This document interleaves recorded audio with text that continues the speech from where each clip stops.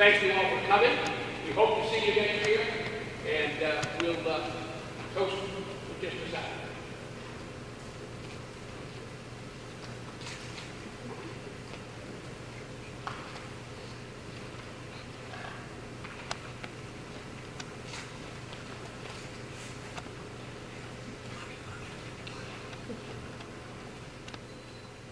Larry, would you take care of the other?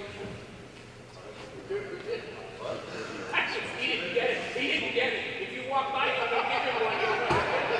He's going to tell you. Oh, you're out? Okay, well, they're cool. They're cool.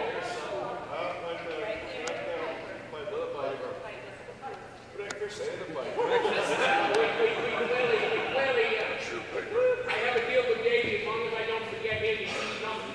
The first time I forget it was that.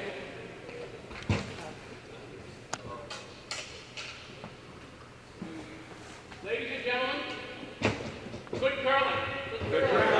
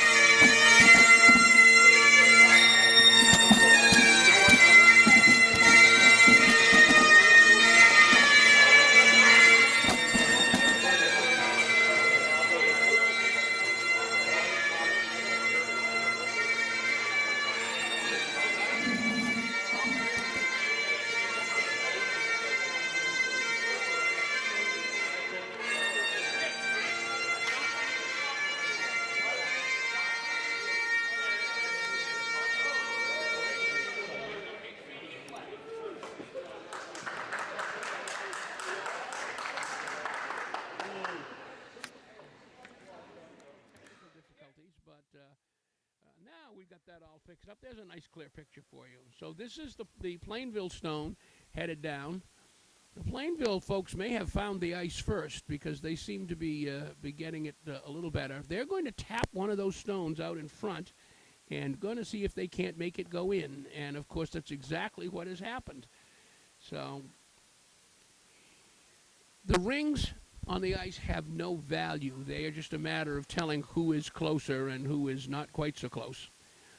The skip from Lennoxville, whose name is Jim Marstine, is calling for his shooter to put a stone right through that port that was just opened up by the folks from Plainfield and to stop right up there, out counting, meaning being closer to the center than the stone from Plainfield. And here we go. And that's Mitchell Stone off and running. Looks like they've found a little extra weight, which is good. And the stone now needs to curl back a little bit. A little bit. Looks to me like we're going to wreck on the front. That's too bad. There we go. Put another yellow stone in, although he was able to sweep that out, so it looks to me like it's not going to be part of the scoring. Okay.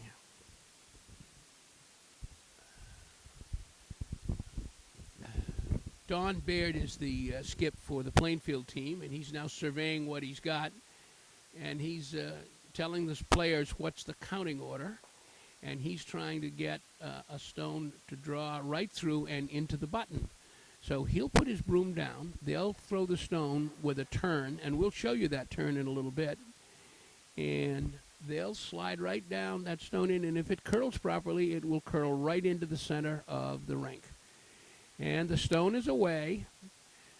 The sweeper reports to the skip that the stone is a little heavier than they may like it. But now it unfortunately is on the blue stone, and it may bump the blue stone in. And unfortunately, it has. So, there. but Adrienne was able to sweep that out.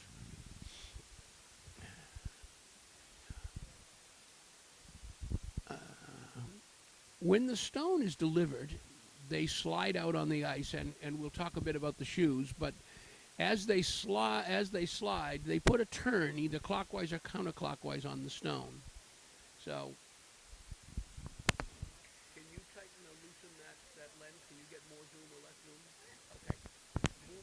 Move up so that we can get a good tight look at the stone as she releases it. Maybe we need more than that. Yeah. There you go. Okay. They're not okay. Good. Okay. Yeah, they're making what's happened is the skip from Lennoxville, Jim Mastine, is going to be shooting now. So he and the Vice have decided on what the shot is, and he's going to come down and shoot. What I would like to show you is that nice release, that little small clockwise or counterclockwise turn that he puts on that stone as they release it. The stone turning, much like a baseball pitcher turning a baseball, causes the stone to curl, or in the case of baseball, curve. So here we go. Jim has got himself into the hack, and down he gets ready to go. We're going to try to get a picture of the release, so we're going to need a tight one on his hand. Perfect shot. Boy, some of these guys are good. You can now see how that stone just kind of flicked out of his hand with a little turn on it, and that stone will now turn to its left as it goes down the rink. And you can see now it wasn't touching the red line before, and now it is, and now it's touching it even more. And it's coming in, and it's coming in, and it's going to just, unfortunately, curled a little too far and hit the yellow stone. But lovely shot, lovely delivery. Kim, you can probably go back to kind of normal magnification there now. And we're looking at Don assessing what he's got there. Right now he's doing pretty well, although it looks to me like one yellow stone in. And, oh no,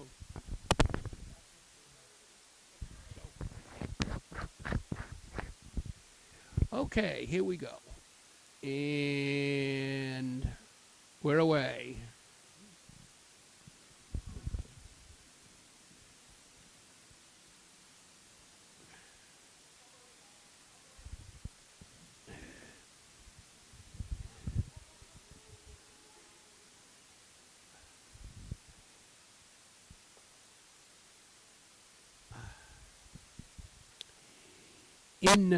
It's a very nice shot. It unfortunately didn't quite curl as much as they needed it to. It hung out just a little bit, and as a result, it bumped on the red. So we're now down to the last shot.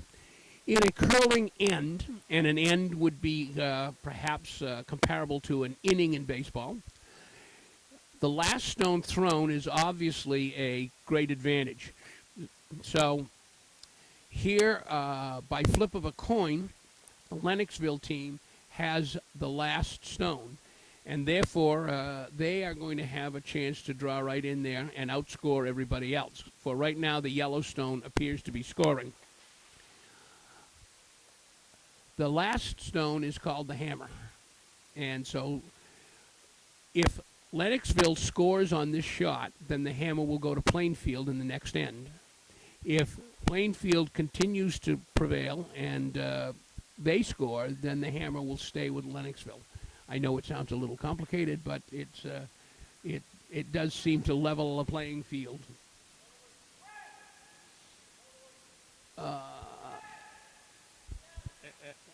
As you can begin to hear, the games are getting going, and skips are all in good voice, calling the sweeping. They're talking to the sweepers and making sure they know. So this is a pretty critical stone right now. Jim's off. Ooh, it's a little faster than I would have expected it to be, but and it's hanging out just a little. He's going to try, I think, to bump his own stone in, and oh my, what a lovely shot. And they're sweeping like crazy, but it would appear that we have one blue. We'll see as they begin to push them around, but one blue it is. So by virtue of wicking. It's called wicking in off their own stone. They they were able to get by that front wall that had been built in the front of the house and get the 1 point. So now by virtue of the having taken the point, it will go back to Plainfield will now have it. The scoreboards are almost impossible to learn quickly, but as quick as I can get to you, the score of the game is in the numbers that are in the middle of the scoreboard. And the number that's below them, in this case, because the blue team scored, is the number of the end. So if you look to the number that is rightmost top and bottom, you would get the score of the two teams. For example, right now we have 1 point for the blue team and no points for the yellow team. We'll review the scoreboard a little later. It's not one of those easy things. And we have Don Baird, who is the skip from Plainville, who is throwing lead rocks today, setting up in the hack. The hack is the name of that black rubber piece that they put their foot in as they leave to push the stone down. Don is a 40-year curler that unfortunately had some medical problems years ago, which has left him really unable to get into the hack. So he uses the stick that you see that allows him to continue to curl. And considering how good a curler is and how good he is at making ice, we're delighted that his knowledge is still in the game. So, down with the stone. Don threw his stone and knocked the stone out, and now the Lennoxville lead is Muriel Pointer is going to try to take that stone out there as well. You can see the stone is actually working away from the center line, which is a bit of an anomaly, but it'll be okay. They're going to put that down and see if they can't make a counter out of it, and they have. It's gotten right down in tight. You can see it's right down into the red. So now they're asking Don if he can now take that stone out as well. And here it goes. Yeah, he's got a little more mustard on that one. No, it's not. Coming down, it's gone a little wide, and it's going right outside. Here it comes, and you can see it went right by.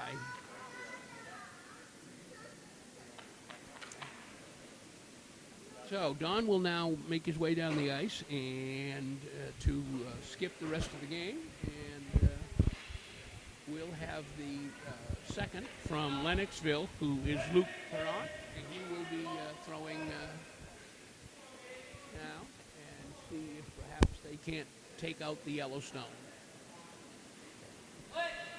Just a little narrow there, unfortunately. If it drifts over at all, it's probably not going to. No, it's drifted to the other side and is going to go by. That Yellowstone may be in a perfect place. It's very hard to get at.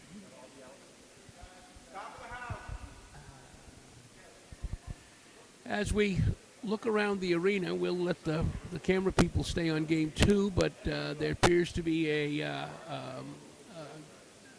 the Cowansville, Quebec team on sheet one looks to have scored one in the first end. And over on sheet three, we have a score of 4-0, and it is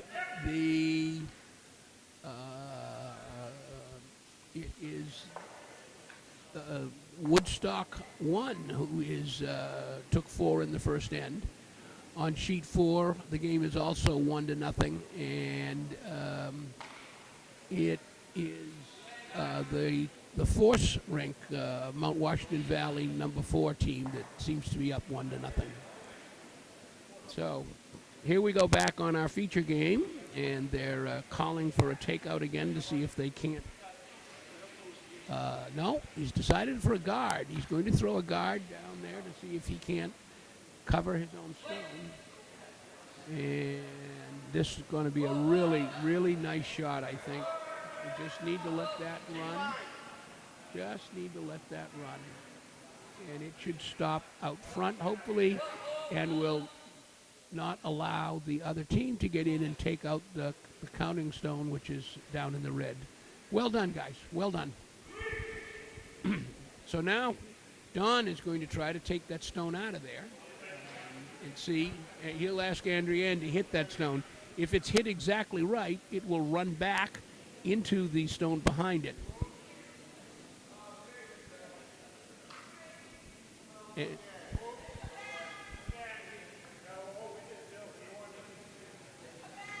Thank you. Here we go. See if we get it. And she did, and it's running back, and it has knocked out the other stone. Unfortunately, she didn't clear the stone from it. But that's how a run-back takeout works. So now we have one yellow, but unfortunately the yellow stone isn't counting, and we have the blue stone is counting. So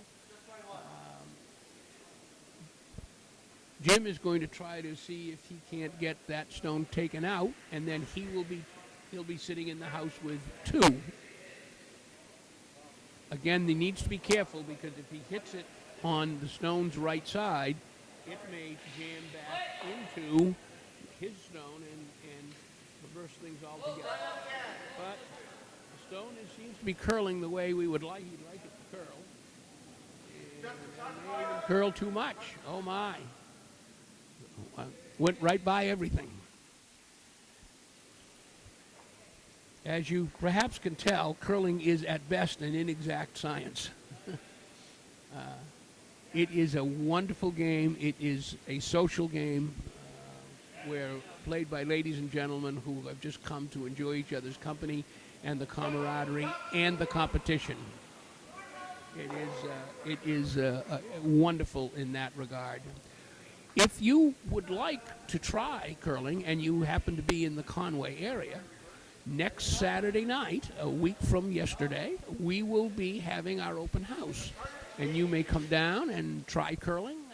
We have brooms and sliders and things you need here. You wear warm, comfortable clothing and a pair of shoes with the softer sole, the better.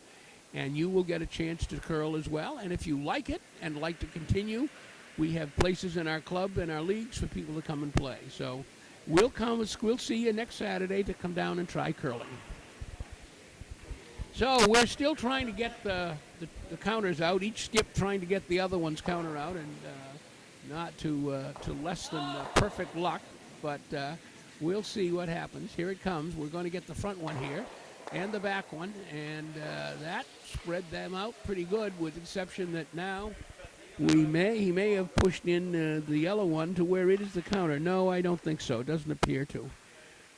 Now, on the other hand, if we can get the blue stone out with this one, then they will have 3 in there and be lying 3. So it's still riding out just a bit. Oh, maybe it'll be all right. Maybe it'll be all right. Here we go. It looks like it's just a skosh wide to me, but and it is. Going right between the two stones. Seems like there ought to be some points for that, doesn't it? They do in football. Very nice takeout here on sheet 1 to leave blue with the counter. So we've come down to skip stones, and now we'll see if after calling all those shots, the skips can do any better.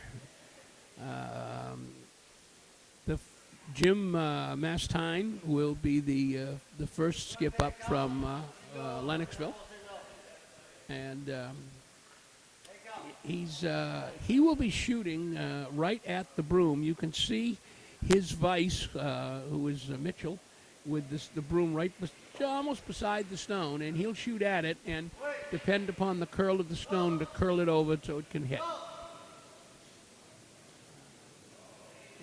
And here we go. Jim is set and ready.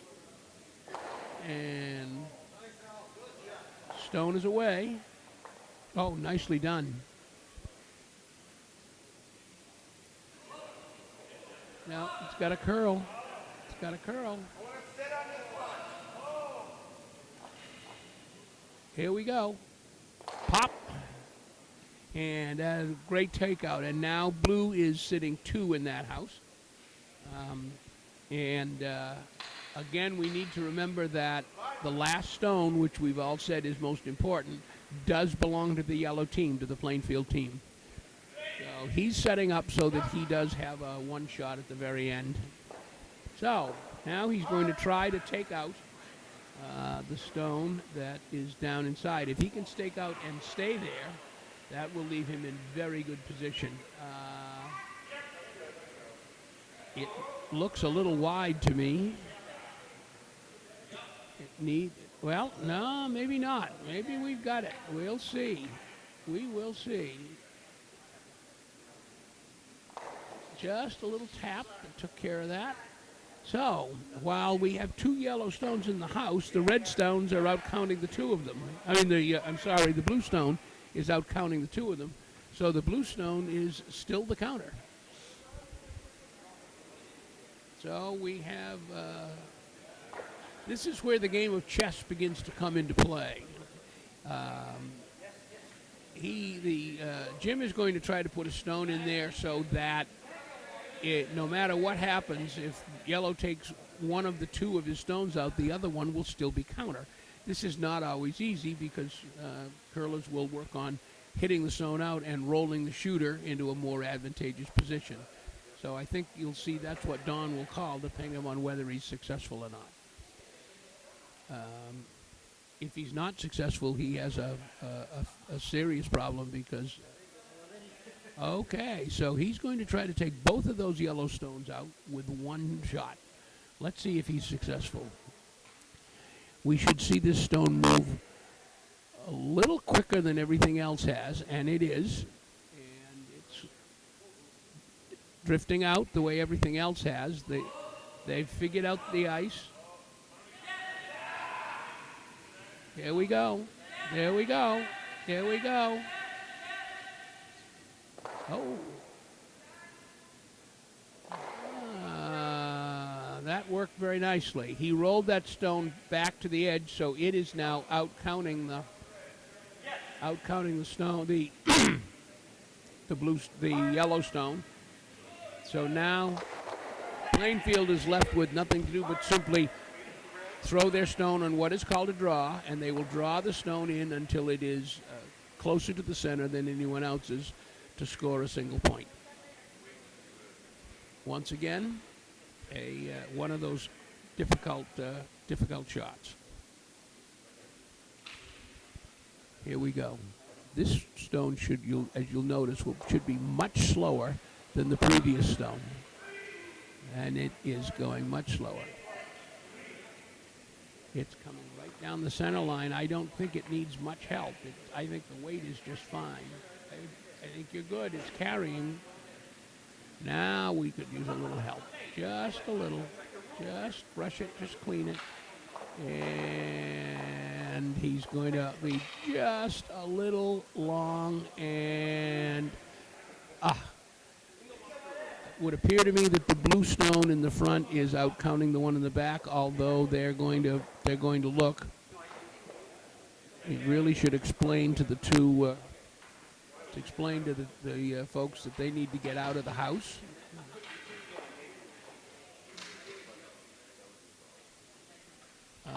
We have a device that allows them to actually measure the stone. Yeah.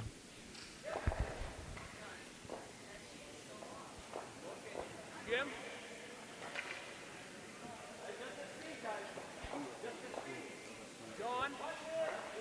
Dawn? I just wanted to tell him Vice's measure.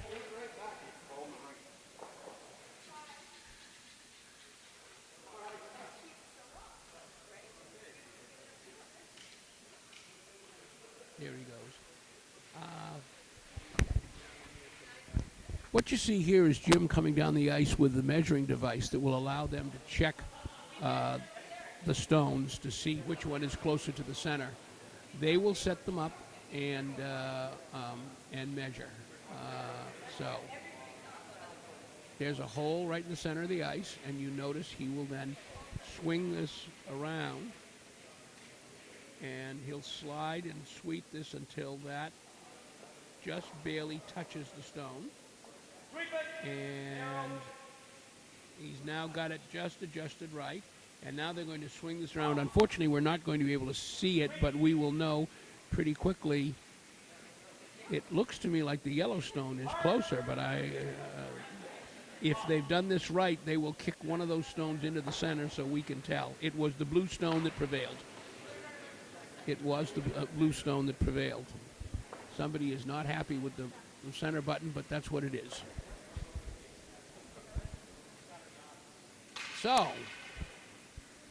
we now have a tie game, and the Plainville team will throw first. We need to get our measure put back and get our skips in the house, and we're playing now into the third end.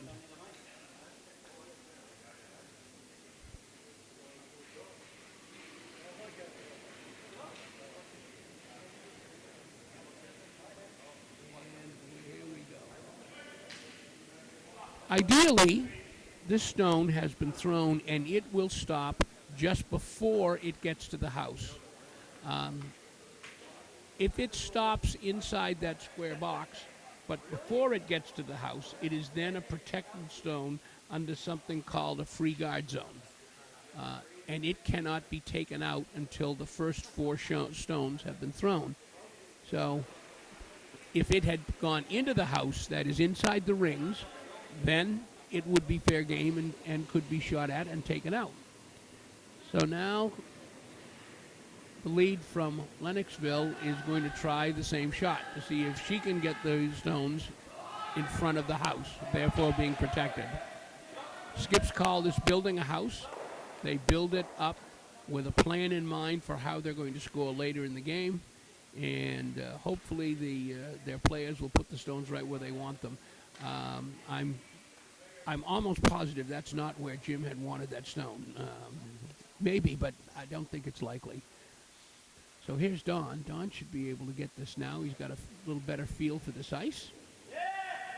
And there we go. It is going a little slower, and the sweepers seem to think it's a little slow because they're sweeping like crazy.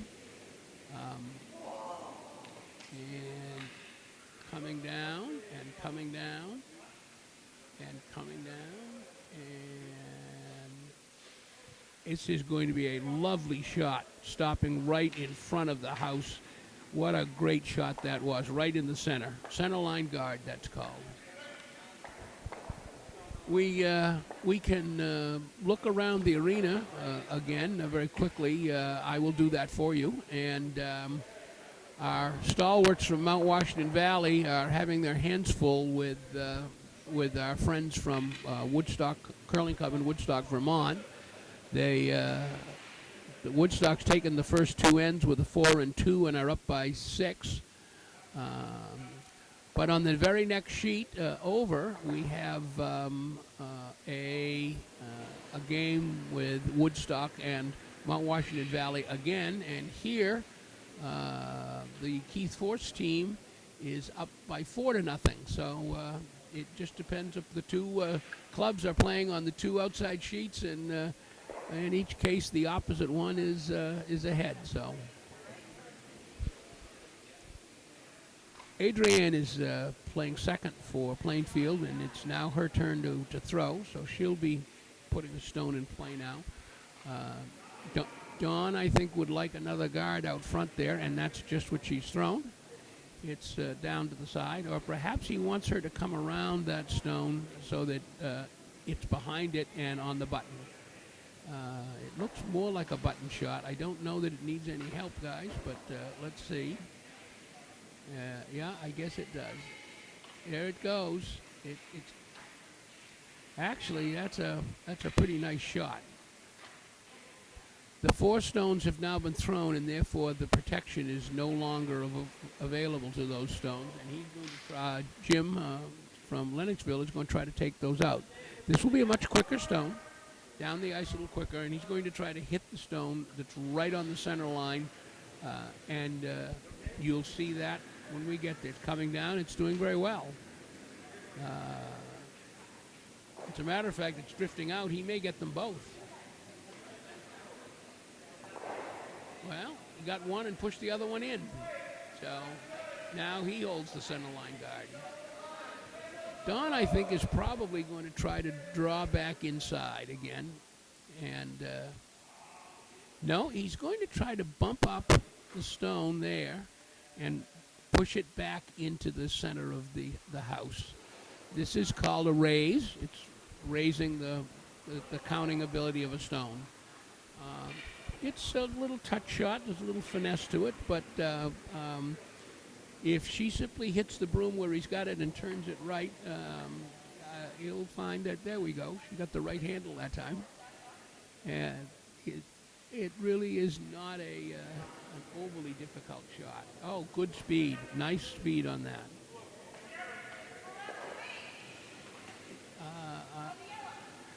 It's on to yellow too much.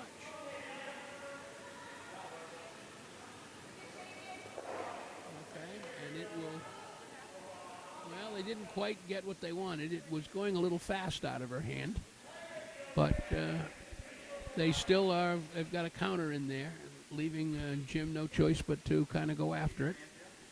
So he's going to try now to knock that stone out of the house so it no longer counts, and hopefully have his stone stay around so that it does count. And he's off. Line looks good. Line looks good. Down it comes. Actually, it looks like he's right on it. This is going to be a little more to the side than I think he wanted. But he did get it out, and he did keep his own stone in the house. Very nice. Very nice shot. Don's now asking his his vice to come around that front stone and curl in behind it. And the sweepers seem to think it's a little light, so they're sweeping the stone. Sweeping the stone will make the stone go further. It can't make the stone go any faster, but it can make it go further. It does that by creating a minute film of water on the ice ahead of it, and that allows the stone to travel a little farther. Although the stones are carrying on the ice this morning very well, and the club and all of the players need to give a big thank you to Kirk Saunders, who is the Mount Washington Valley Iceman and in charge of preparing the ice in the morning.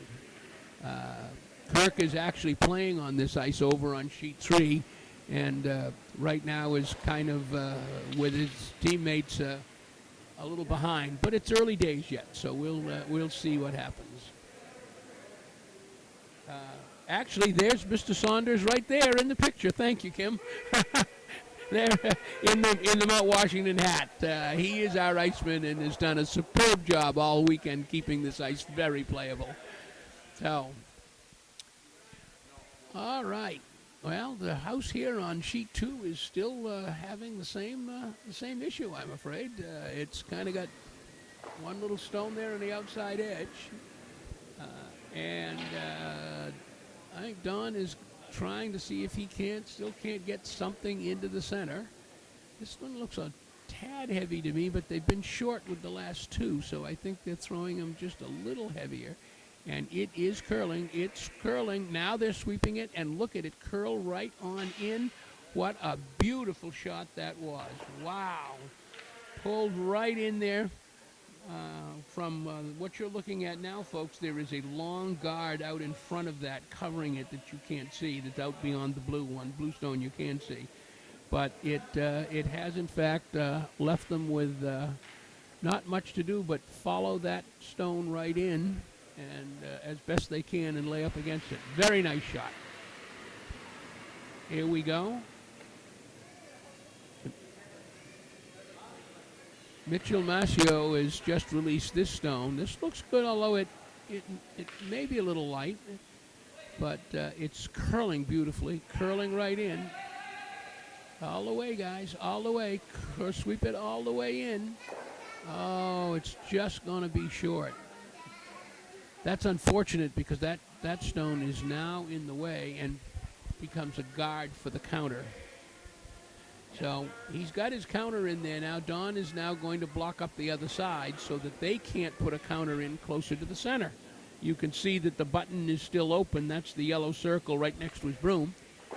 And if it left just open, they could draw in that side and outcount his point. So he's going to try to put a stone in the way so that can't happen. And so many of these curlers have such beautiful, smooth deliveries. It's a little, sometimes a little hard to take them apart, tell them apart. This stone is looking just beautiful. I think it's good just the way it is. It's going to be just come in and stop and be just exactly where he wants it. It now is blocking entry into that button, but at the same time, it's out counting the other two blue stones. So right now there are two yellow stone counting. I don't think that'll last very long, but we'll see. Jim is going down now to shoot. We've got the skip stones, and he has the hammer because Plainfield, who is the yellow team, won the last end. So he knows he's got that last rock. There is a very interesting little bump shot where he could bump his own blue stone up and in. As you can see, that blue stone that's just in the front. But right now, he's just going to try to take that out and roll the stone in and see if he can't get in there.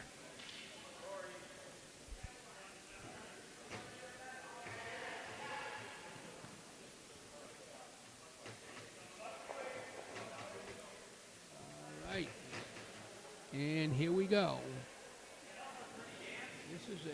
This is a takeout, and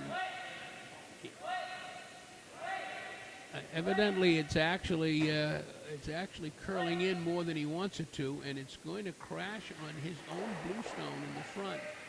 Oh dear, that didn't do well at all because, well, he still can tap that stone in. He's just going to have to come at it from the other side. Don moved that. Don is asking for a guard to come out on the red line. If that same guard were pushed out about another 3 feet, it would cover not only the button, but would keep them from effectively coming in from the right side to push in the blue stone. So, see if he sees that.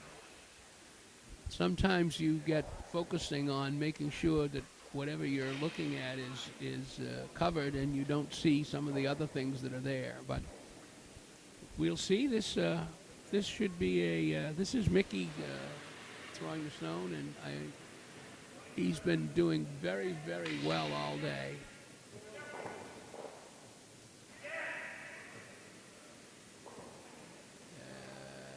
He's going to need a little help getting that stone down where he wants it. Keep it coming, folks. Hard, hard, hard, hard, hard.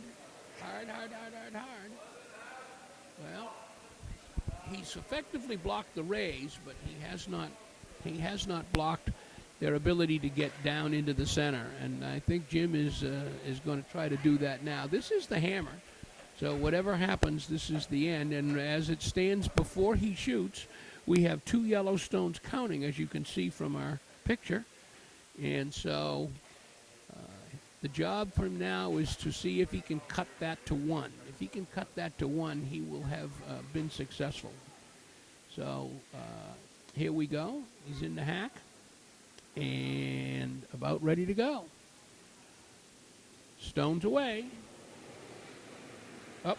Definitely take out weight. You can see how fast the feet are moving on the sweepers there. Not quite running, but almost. And see if it's going to take that in. It is. Unfortunately, he did. Jim was able to sweep that out, leaving them with just one yellow. Very nicely played, gentlemen, ladies and gentlemen. I shouldn't do that, should I? Okay, so the third end is now in the books, and we now have Plainfield with 2, and although the score has not been posted, the score that you see on the scoreboard right behind you shows the game tied because the 1 at the bottom means the first end, and the 2 at the top means the second end. So we now need to get the third one will be put up, and the number 3 will be put up next to the yellow 2, over the number 2, and that will be a 2-1 score. Don's in the hack and getting ready to go. Our competition on sheets 3 and 4 have now also completed the third end with essentially no change. Woodstock 1 has added to their lead and by 2, and Mount Washington Valley 4 has added to their lead by 2. So we still have a net tie between the two clubs. I think I'm beginning to see a bit of a rivalry starting up here. It is for sure a friendly rivalry. Okay, we've got a long guard out here in our game, our featured game here today. Don put a long center guard out, and Jim is now asking for them to come around. Muriel to bring the stone around that guard and into the button. Stone looks a little hot to me. This may be through the house. We can see the sweeper's feet moving along quite quickly, but line was pretty good, and just need to take away a little of that speed. In curling, speed is called weight, believe it or not. The heavier the stone, the faster it goes. The lighter the stone, the slower it goes. So you'll hear curlers say the stone is heavy or the stone is light, and they really mean fast or slow. And Don's about to deliver his second stone here, and we're off. It appears to, no, it's got just barely got a little turn on it. It's turning clockwise very, very slowly. The turn that's put on the stone is called a handle. And it's because you turn the handle in order to make the stone turn. So curlers say that the stone has a handle or it doesn't have the handle or it has no handle. In that case, it was very, very slow. I thought first he had not done it, put a handle on it at all. So here we go. And Muriel is shooting her second stone, the fourth end. And it's headed down the ice. This could be very nice. He's trying to get a stone way out to the side. And it's going to push the yellow stone in. That was further out than he wanted it. Very good, very good. Kim, if we could take a look at that scoreboard again over there and just show the folks. You can now see that, well, that's not our game, but that will work just as well. Now, if you look in the top and bottom row, the number furthest to the right, there's a 2 furthest to the right for the red team. It's over the 2, so they have 2 points. On the blue team, the number farthest to the right is the 3, and it's under the 2, so they have 2 points. So the score is 2-2. I told you it was confusing. Oh, thanks, Kim. We've got a stone underway. We can pick that right up now. Thank you. Here we go. Once again, this one's coming right along. The sweepers seem to think it's going to need any sweeping because they're on escort duty. Well, here they come. No, just as I say that, they decide it needs a little help. And it does. Here it comes. This is going to be a very, very nice shot. He's got it right up at the top of the house where he wants it. Because the hammer is so important to the game, leaving the front of the house wide open so that a skip might simply slide his stone down into the house to score is just not considered particularly good strategy. So what Don is doing is he's trying to put stones in the house in the front so that it will keep him from doing that with the hammer.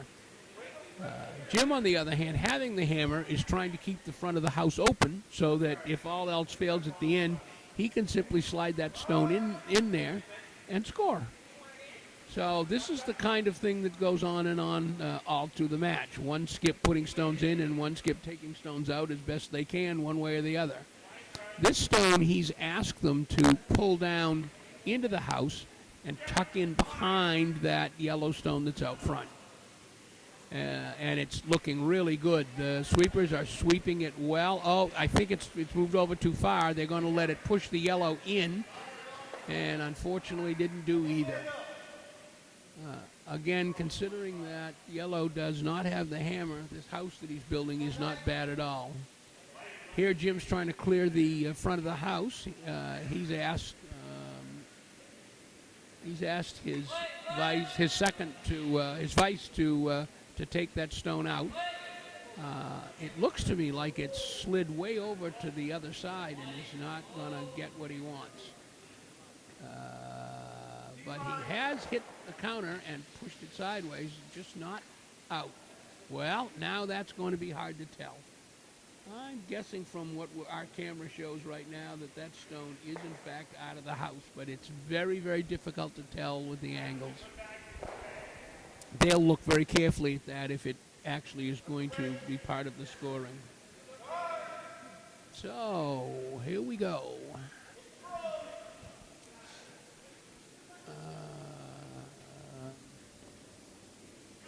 Stone is away.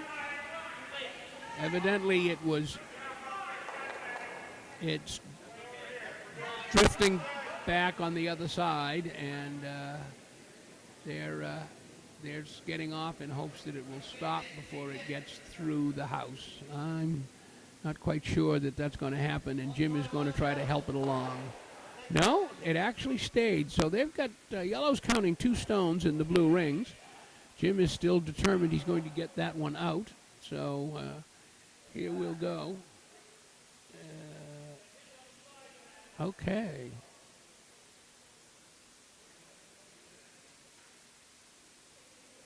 Stone is away. Yeah, he wants it to sweep. It's obviously moving more than he thinks it should. It's interesting because the... wow, right through everything. We had a stone from the next sheet slide into the middle of that. If that's what you saw them doing, they try not to have that happen, but occasionally it does.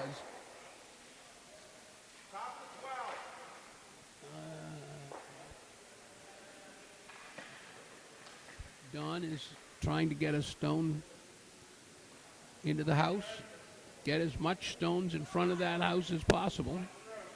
So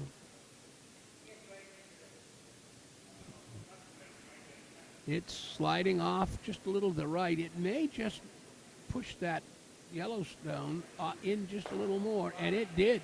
It did.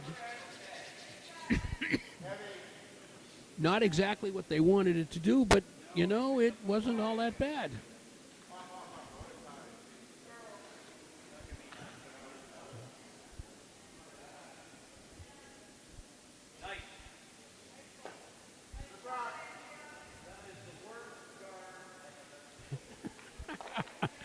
We had a little commentary by a player on another sheet. Well, I will tell you that the comment that was just made was made with a smile on his face and everyone laughing. He was not truly being critical of the. He finally was able to move that stone, and Jim has got what he wants because he's got the front of the house open on the left side, his left. As you can see, there is nothing between the center line, which is the little red line to the left of the circle, and the blue stone. So lots of room there to slide a stone in, and we're now down to skip stones. All right. Watch and see. The Plainfield Stone is away. It waits it doesn't really don't really need to. Well, maybe they do.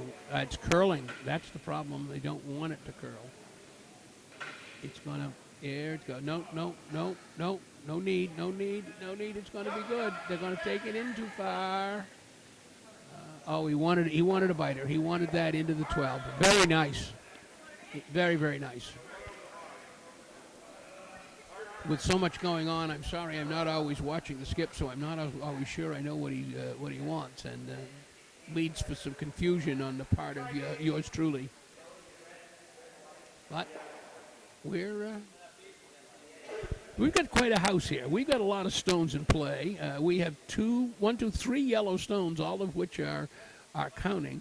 And blue, unfortunately, has most of its stones out of play in the garage. So Don has done what all good skips do, and that is kept his stones in play and at the same time had his opponent's stones not. But with the hammer, anything is possible. Jim's going to see if he can't take that stone away. Although he may be going to draw down in.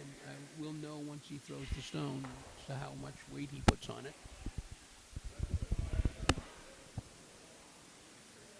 You want to try negative?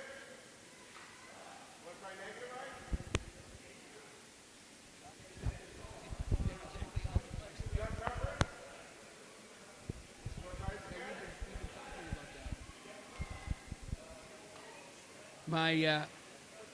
The camera person here just pointed out what's going on sheet 3 and 4, and you folks have been aware of it as we've gone along. And being he got one, and it did not roll enough, I don't think. It looks to me like, well, that's going to be up to somebody on the ice. We can't tell from here. That the blue stone in the front looks to me to be about half and I can't tell whether the one in the back is half in or not. So we'll leave that to the vices to decide when the stones stop flying. So we're down to the last of the Plainfield stones, and looks to me like Don is going to evidently Don thinks that the yellow stone in the back is counting because he's going to put a guard up in front of it, and it would be foolhardy to guard it if it wasn't the counter. So my guess is that yes, he's looking for a guard right up in the white. If this shot comes properly, the stone will stop with the stone fully in the white circle, just to the left of the blue stone, and we'll see that when we get there. It's always a difficult decision to make, but I think he's made the right one. And the weight looks pretty good. They seem to think the line is pretty good. Here we go. All right. Yeah. It's going to need it. Oh, they're too late. They're too late, unfortunately. Well, you got to just get it over the line. Keep it going. Keep it going. Great sweeping, sweepers. Nicely done. That stone is now out where he needs it, and going to keep him from coming in and taking out what he thinks is the counter. So his choice now would be to draw to the other side. The house is wide open on the right side, and by drawing in, he certainly can do that. He'd like to come down in because if he could pop that stone out, if he could pop the yellow stone out that is just into the white down inside, he'd be there and counting 2. So that was why the long guard was the better choice. So here we go.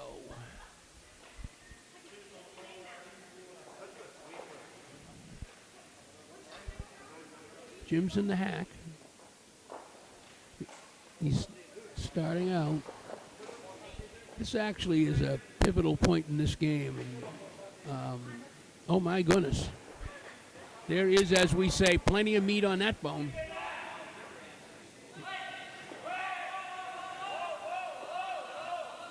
Oh my. Oh my. Oh my. What a nice shot that was. There was what I think is a very good example of a good curling shot. It took all four people. It took a shooter to put the stone on the line to start. It took two sweepers to judge the speed and sweep to hold the line. And it took someone in the house with the broom to have called it in the first place and to tell them that it's good or bad. So it may be an ultimate team sport. While a great scoring play in baseball or football or basketball is usually attributed to one man, it almost never is attributed to one man. In curling, it takes all four people. Well, we got the stones all cleared up for the fourth end, and we're about to start the fifth. Love this. They're curling right on time. As we view our two games on sheet 3 and 4, it would appear that it would appear to me that we've posted the score for the fourth end, and the Mount Washington Valley's team in the team of Team Force is still running a commanding lead. They haven't posted the score for the fourth end in here, but since 1, 2, 3, 4, it would appear that the Mount Washington Valley team did not score at the fourth end either, so we'll see when they post it.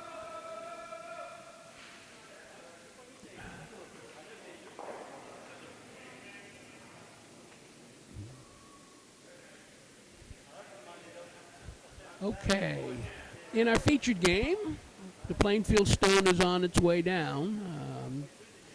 For those of you who might have just tuned in, I would tell you that we are at the Ham Arena in Conway, New Hampshire.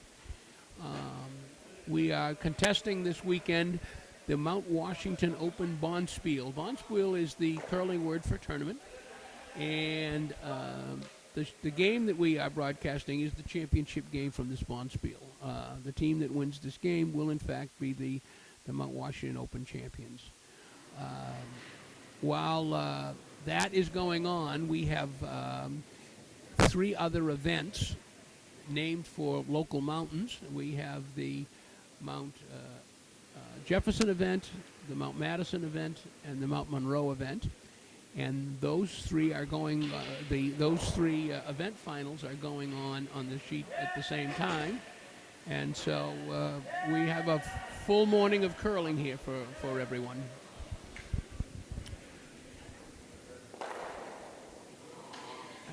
So Don Baird is the skip. Actually, he's the skip throwing lead stones on the Plainfield team, which the yellow stones you can see heading down the ice. Has thrown his second stone, and it's zipping down the ice. They haven't quite posted the score yet, so we don't see it, but the score is tied here at 2 apiece. Hard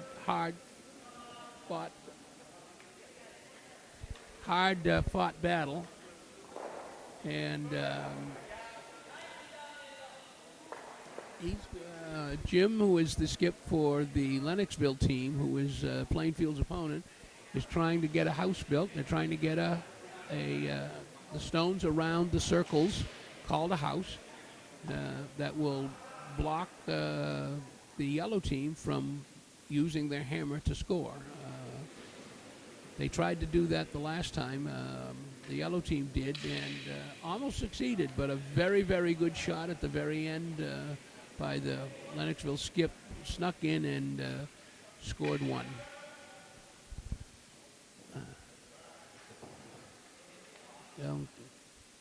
Don's strategy with the hammer is to put a stone on the outside circle all the way over to the right. His ultimate goal is to have two stones that are in the house, both which are counting. That way, as his opponent takes one of them out, he can put it back. He can take out his opponent, hopefully playing down to the end of the game where he takes the last shot out and scores two. It is standard ploy played by lots of skips, including yours truly, and when it works very, very well. Adrian has put the stone well into the middle of the sheet, but I don't think that's really where he wanted it. See what Jim's going to do. Jim is just going to take that out altogether. Interesting ploy. Let's see how that works for him. Well, it seems like an obvious move. Taking out an opponent's stone is a defensive move, and oh boy, the stone swerved sideways. I'm wondering if, in fact, it picked on something in dirt or a piece of hair, or doesn't take much to move one of those 40-pound granite stones right out of the way. Oh boy, this is looking better. Our game over on sheet 3. Oh, good. He's posting the score, Bob Holt. And it appeared that there were 2 more points scored by the Woodstock team. But buck up there, Mount Washington Valley fans, because Pat Kittle has got 2 red stones in and is building a house. Chris Strala, his vice, is throwing on those right now. So here we go. The Yellowstone here kind of zipped through the house and didn't do what they wanted to do. This is kind of looking as a very bare house here. One lone stone in there. By the way, in case the thought had occurred to you, if no stones are in the house, that when no stones are done, it's called a blank end. Both teams get zeros, and the hammer stays as it was with the team that had it for the previous end. Oh, well, now Pat's really beginning to move over there. If he could get 3 here in the 5th, that would be a real nice plus. It appears that our friends from Lennoxville are not going to get that stone out, but it remains. So a blank end may be a very real possibility. We'll see what happens. Where am I in the scheme of things? This is the first vice rock for Plainfield, and there it's coming down. He's trying, I think, to put a guard over in front of that counting stone. He'd like it down in to count as well. So the sweepers are now getting right on that in hopes of getting that in. Well, they didn't quite get into your picture. They had needed to sweep just a little harder to get into the picture. Sorry. So now we've got Jim calling for a takeout. He'd like that stone popped out of there. We'll see what happens. Oh, wait a minute. Maybe we've changed our mind. No, it's just his. No, it's not his turn to throw. We're going to have a team meeting right here at center ice, I think. Jim and his vice need to be sure that they're on the same page. This is one of those things that, while it's perfectly well allowed, it's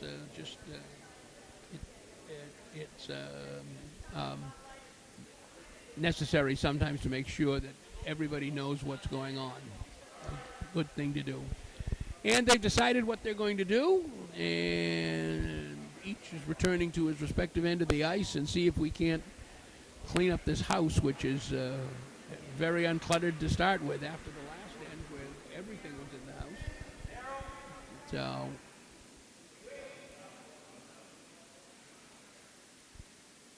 and here we go.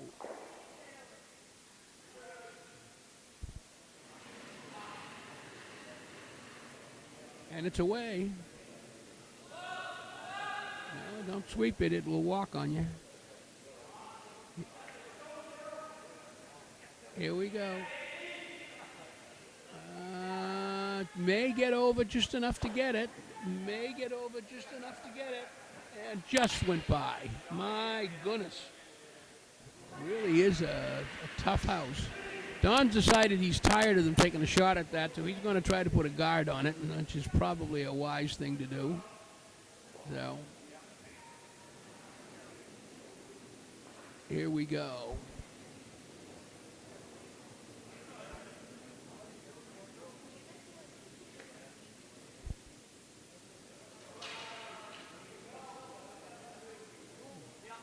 Okay. Stone's in. It's a little hot. Probably not going to stop in guard range. No, drawing right down into the house. Jim will put a little sweep on it, and it'll go right out back and right into the garage. Hard to score from the garage. God knows I've tried. Okay, so we're down to skip stones.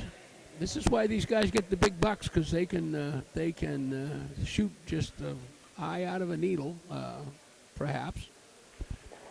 But we will see what we will see.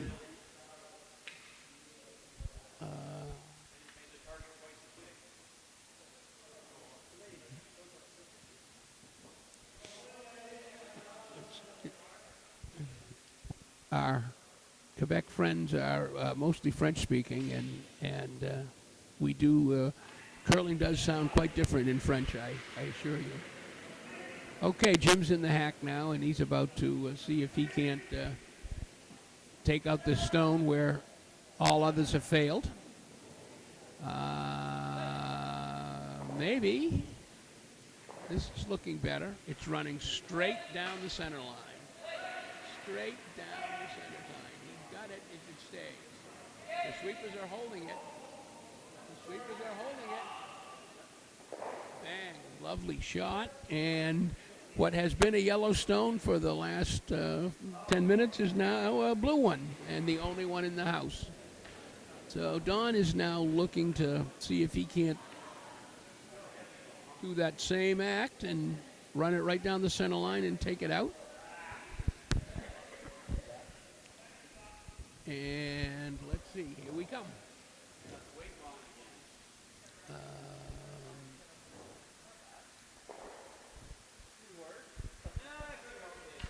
Okay, Yellowstone is away. He started it very well. It's running right down the center line. Up, it looks to me like it's trying to move away. Nope, right on the center line. Sweep hard, guys, sweep hard, sweep hard. They got it. And now the Yellowstone is right back in there. This is one of those places where we'll see the hammer come into great effect.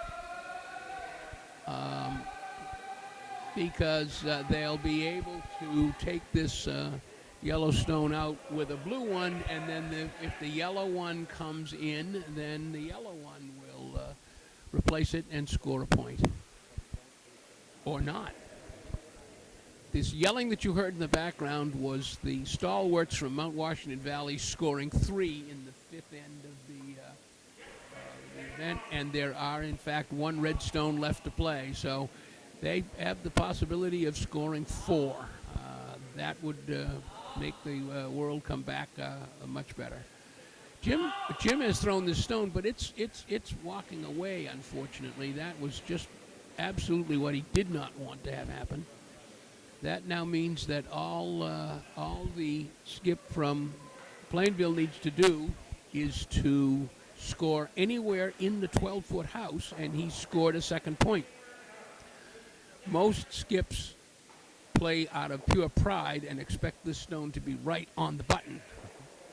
So skips are supposed to be able to draw the button anytime they wish. From long experience, I can tell you it's more of a legend than a fact, but it's okay. So we're about to go. We're going to kind of watch sheet 3 at the same time because there's 2 very exciting things going on. It looked like my friends from Mount Washington may have played safe, and they did, and took their 3 score. But here comes this one. This one needs to be swept hard. This one is Although it's carrying well. It's carrying well. There we go. All of a sudden, it began to look like it was going to go too far, but I think they've pretty well got this down. See where it stops. As I said, it's a point of pride with skips that you draw the button. Had the sweepers continued, they could have put that stone right on the button, which is good practice. Well shot. Well played all around. Once again, 4 people doing their job, and they scored 2. So this will be the first 2-point lead we've seen in this game. As you can see, the Lennoxville team got 1 in the first, and then Plainville got 2-1 in the second and third, and Lennoxville in the fourth. So this will be the first 2-point lead we've seen. Dawn is up and in the hack and ready to go. Being the winner of the last end, they have to shoot first, therefore giving their opponent the hammer. So this is the 6th end, and this end becomes critical. A lot of good things have set up for Lennoxville. Skips like to have the hammer on the 6th end. With the natural order of things, it will give them the hammer on the 8th end, which is the last end of the game, which is a plus.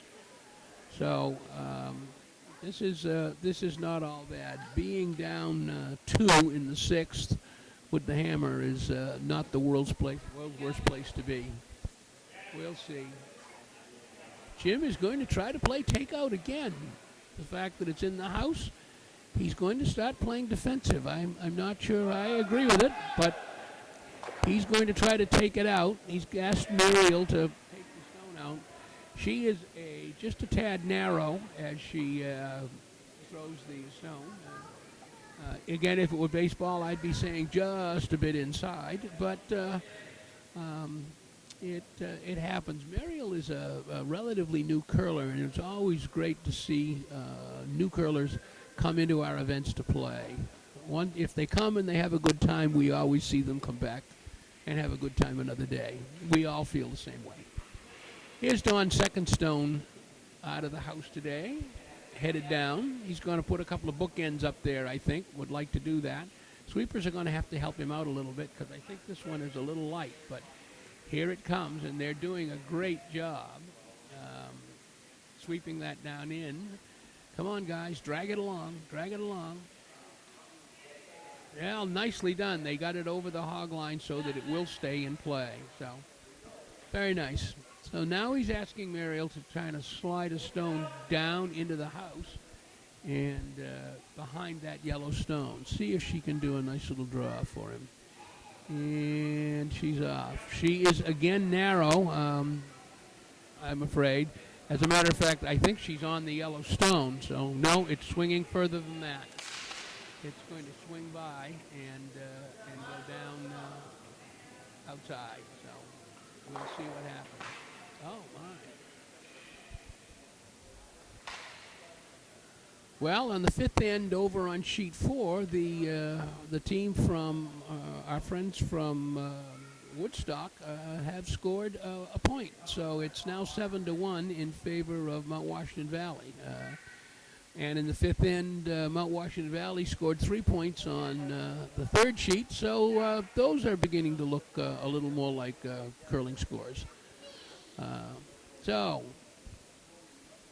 what do we have here? Don's trying to get a draw to come around. Adrienne is being asked to draw around that long guard and swing right around the corner and stop down in the house. It looks to me like it's swinging too much. So there we go. They're going to sweep like crazy. Stay right with it. Get it down into the house. Let's make it a scorer out of that. Well, not quite. Not today. We'll use that stone later. It appears to me that we're turning down and in to see if they can't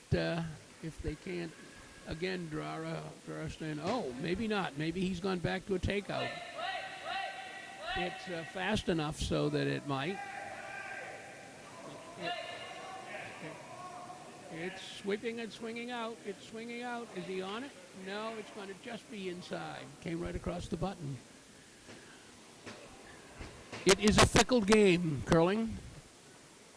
Everything seems to be going so right, and then all of a sudden it's not. So, here they go. Oh, my goodness.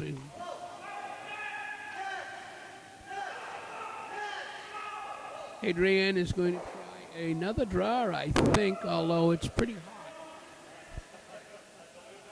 Yeah. Going too fast. Needs to just be left alone and see what it will do. It might just wick off the front, that yellow. See what we've got. Yeah, they're going to get a little tap out of it and move it in deeper and have their own stone in front of it. Very nice. It's a kind of short run back, so if you hit the front stone hard, then you're going to see. Jim has asked that the shooter here throw the stone down, hit the yellow on the right side so that his stone swings down and into the house, while the yellow stone goes back and takes the one out behind it. And he's thrown it right to do that. See if it... Yeah, it's coming. He's trying to hold it so that it won't swing too far outside. And... Well, he was able to get rid of one of the stones, but he hit it more on the left side, the right side than the left side, so it swung the wrong way. Once again, Don would like a stone down inside. As he pats the ice, that's where he wants the stone to end. Once he sets the beam down, that's the target to shoot at. His hand tells him which way to curl it, and now everything is set and the stone is underway. Oh, this could be very good. Very good. They're sweet. They're carrying it. They've got to get it inside that yellow stone out front. Unfortunately, it looks to me like they're on that stone. Oh, they actually got by it on the other side. And sitting out there on the edge. Well, yellow still won. Interesting to see.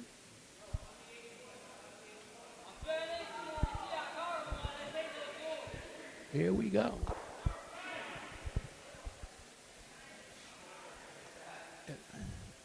All of the games are playing in their sixth end. The 8 ends is the length of the game. So we're coming down. We're winding down here.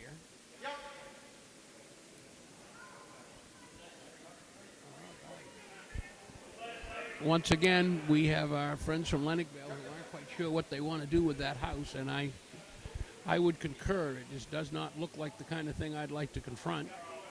So they're come together to talk about it and to see what can be done.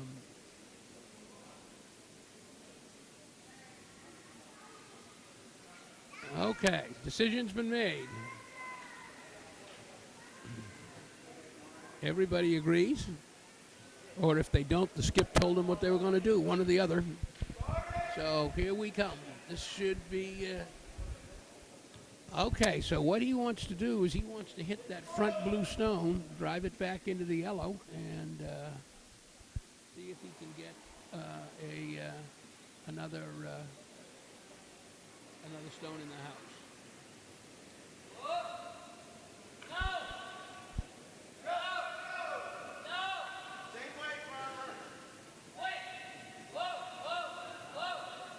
No.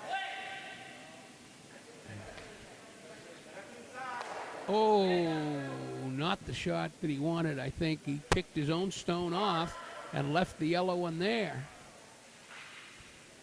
Don desperately needs some cover for that yellow stone, and what he's hoping to do is to put another counter in there so that even if they can drive the blue into the yellow, his other stone will outcount them.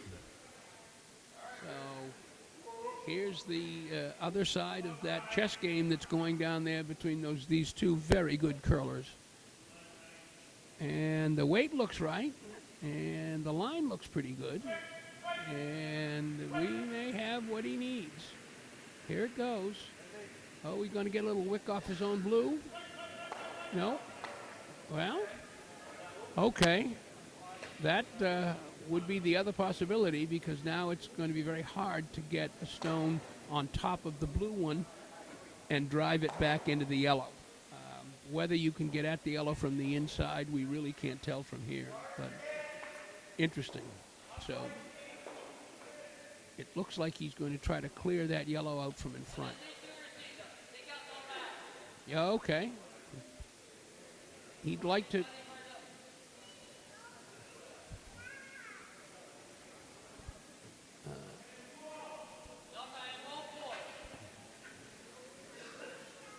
Okay. They've decided what they're going to try to do. The broom is down, and he's coming out of the hack. Looks to me to be a little outside. It's got us curled. You got to let it curl, Jim, I think. Yeah, it's too far over already. You got it? Watch this. This is not what he had in mind, but, well, it brushed a little bit on a standing stone, slid over, and hit the yellow one, which drove the blue one out, and the two yellows are now counting. Not having any luck at all, Jim, with this, unfortunately.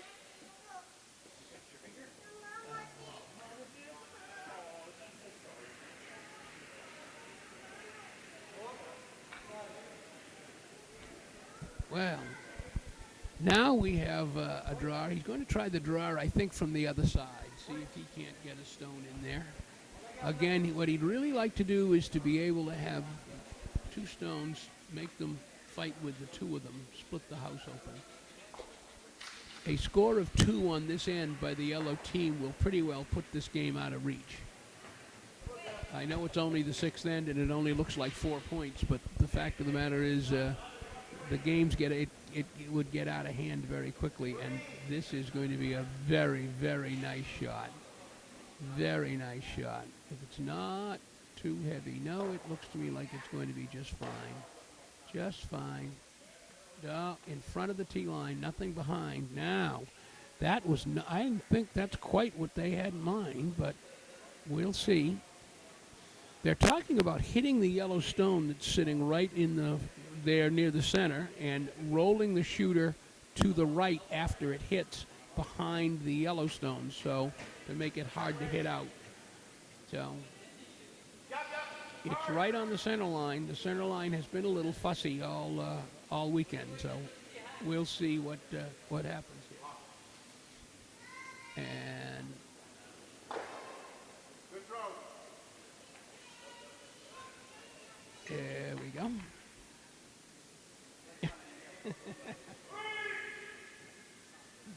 Here's a picture for you. We have a little 4-year-old who is standing on the dasher here. Her mother is playing in the sheet, and she just called her mother over because she needed a hug. I guess I'm too much of a softie to do this. I'm not sure. So here we go. Jim's in the hack. They've decided what they're going to do, and we'll see. Stone is off. Line is a little wide. It's a little wide. It's working its way out. If it'll come back, it'll be just fine. Yeah, it's coming. It's coming. It's coming. It's coming. It's going to hit, but it's going to roll away, I think. It is rolling away. And, ooh, wow, that's going to be hard to tell who's counting there. Well, that's fine, Heidi. Very nice shot by Jim Mastine there. Took the counter out and rolled his stone away. I can't tell. It looks to me like the blue stone is counting and that the yellow one is the number 2 stone. So Don, I think, is going to try to take that blue one out and make Jim draw into that house to win the end. As I say, this is a very critical. This is a very critical end. Very critical.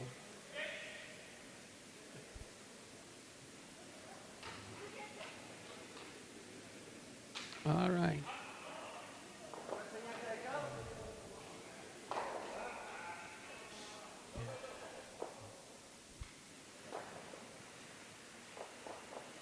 Stone is away.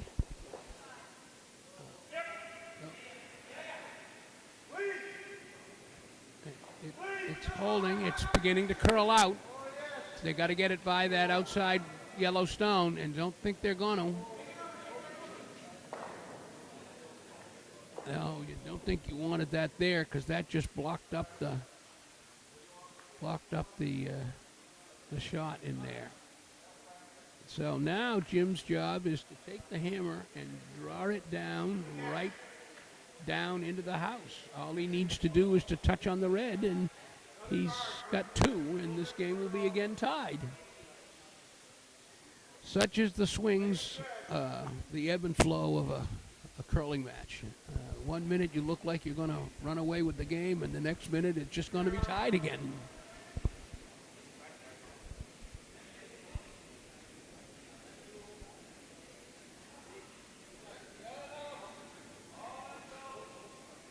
There he goes. So he's going to try to draw down in there and just tuck that into just touching the red circle. Once it touches the red circle, it will outcount the yellow, and they will get 2 points. So here we go. It's crunch time.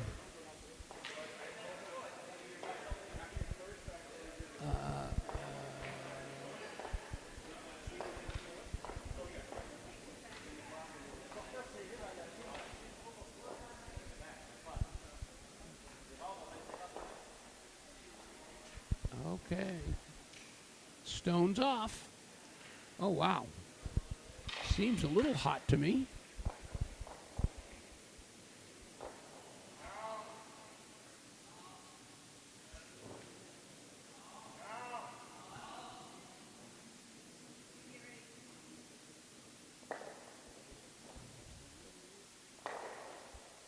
And no harm at all. Looks to me like it's 1 blue.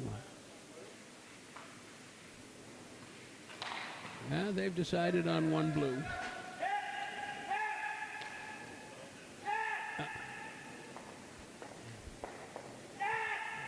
Very definite win for the Plainfield team, even though they gave up 1 shot, gave up 1 point.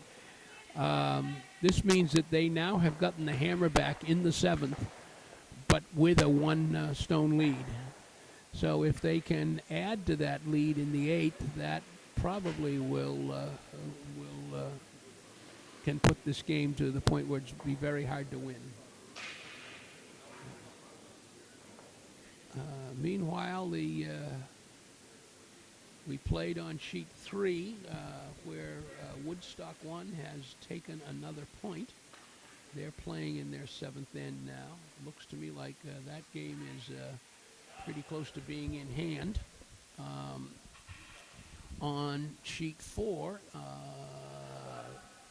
the 6th end was taken by the Mount Washington Valley team, so it's now an 8-1 lead. We are working very close to mathematical impossibilities here in those 2 games. Since the maximum number of points that be scored in any end is 8, at the point where you have an 8-point lead or a 7-point lead going into the last end, it pretty well keeps you from winning. So most curlers are expected to concede a mathematically when you're mathematically eliminated. But we will see. Still time to play here. Meanwhile, our championship game, they've thrown 1 rock, and blue evidently went through, and yellow is going to get a corner guard up. It's called a corner guard. It allows you to swing behind it and tuck into the area behind it. Really not something we've seen played here today very much at all. Muriel has sent off her 2nd stone in hopes of getting them a guard. She's certainly thrown it much lighter, and the sweepers are working mightily to drag that stone right on down here and get it in. They're going to get it over. They may get it down in. It's still carrying quite well. There it is. It's across the hog line. Keep on going, guys. See if you can't get something out of it. Well, they did get it in very nicely. Center guard, but very long. So let's see what he calls for Don to do now. He'd like Don to swing in behind that long guard. Not a bad plan, actually. Don has pretty good control of his weight, so I think that will help. And it's off. It looks to me like it could be a little narrow. They're going to need to sweep that. Otherwise, it's going to train wreck on that blue right in the front. No, it's working out. It'll be okay. It will be okay. Keep it coming, guys. I'm not sure you need all that sweeping power, but here we go. Here it goes. It's beginning to curl really hard, cutting right in. And it is in just barely in the house. If you look at that stone, it is a wonderful picture of something we call a biter. It almost looks like the stone isn't even touching, but just biting on the blue circle. So that's called a biter. Or as my good friend Kenny Thompson would say in his Scottish brogue, a biter.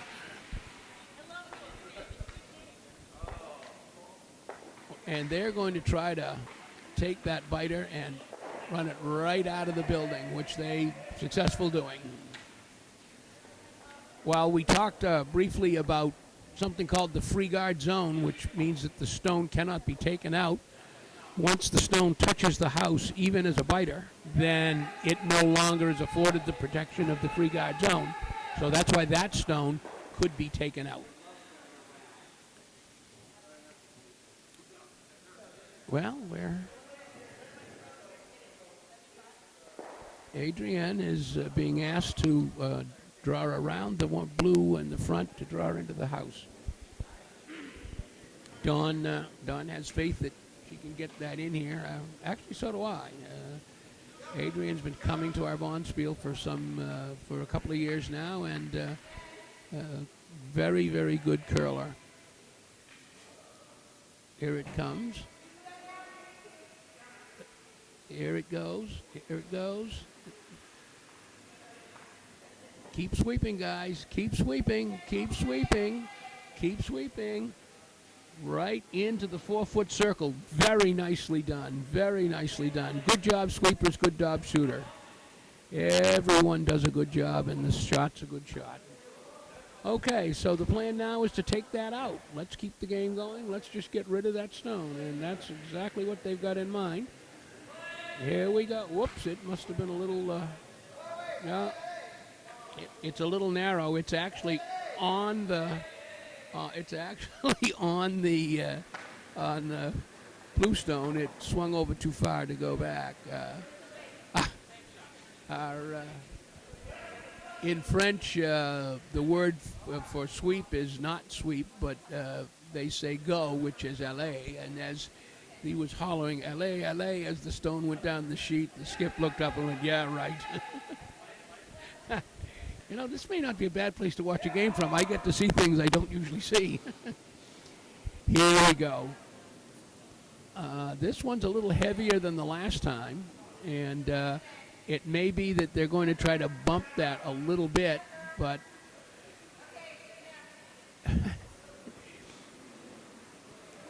it's curling in a little bit. They're just going to bump that a little, just a little tap, and slide it over a little further behind the blue guard. Very nicely done, putting it almost on the button. Well, this is Don's beginning to get his house built the way he wanted it to. The question now will be whether or not we can he can get around the blue to get at the back one. If he gets at the back one, he can roll a shooting stone in behind it.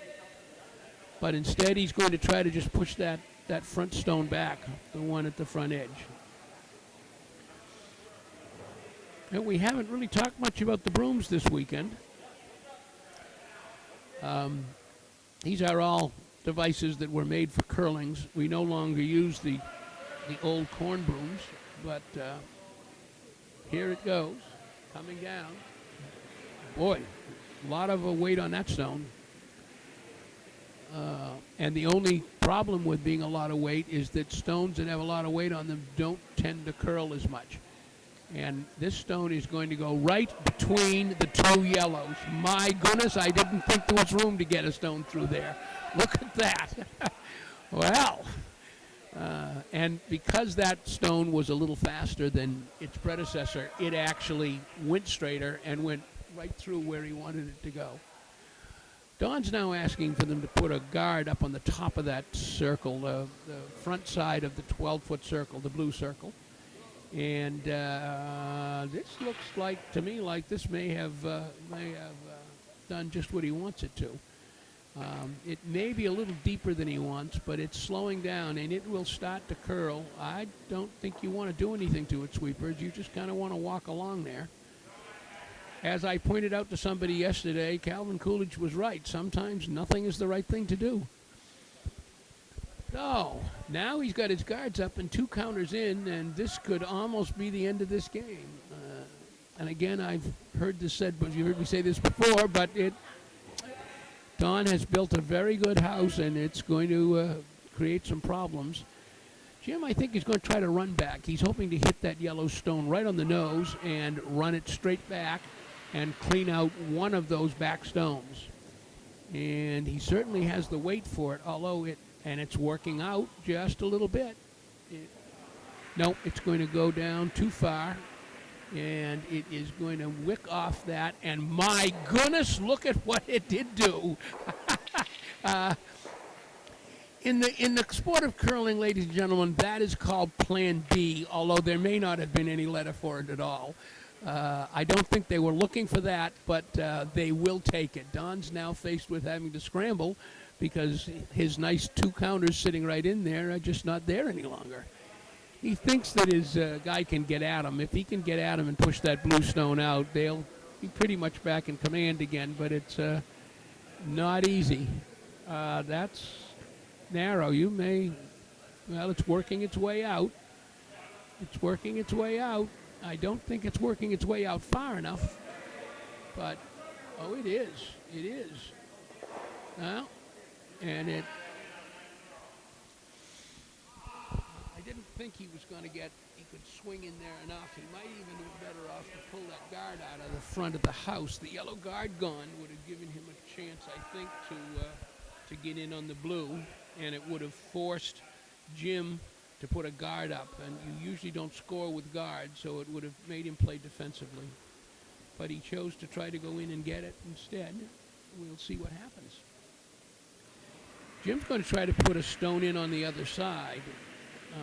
Again, with that stone on the other side, he'll have a chance to take 2 here. The only downside to putting it in, if you put it in too close,